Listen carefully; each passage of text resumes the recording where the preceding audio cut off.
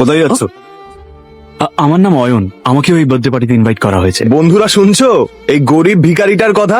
ও বলছে ওকে নাকি ভট্টাচার্য বাবুর জন্মদিনের পার্টিতে ইনভাইট করা হয়েছে।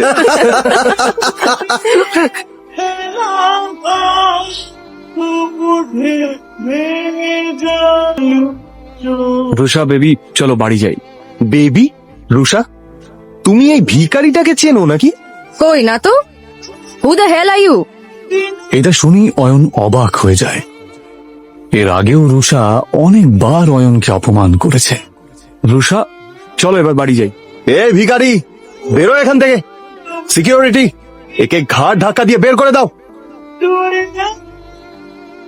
ঠিক সেই সময় বার্থডে বয় ভট্টাচার্য সেখানে হাজির হয়, আর তার নজর গিয়ে পড়ে অয়নের উপর। অয়ন তার জন্মদিনে এসেছে এটা দেখে সে অবাক হয়ে যায়। অয়ন রায়চৌধুরী স্যার, আপনি আমার পার্টিতে এসেছেন? আমার তো বিশ্বাসই হচ্ছে না।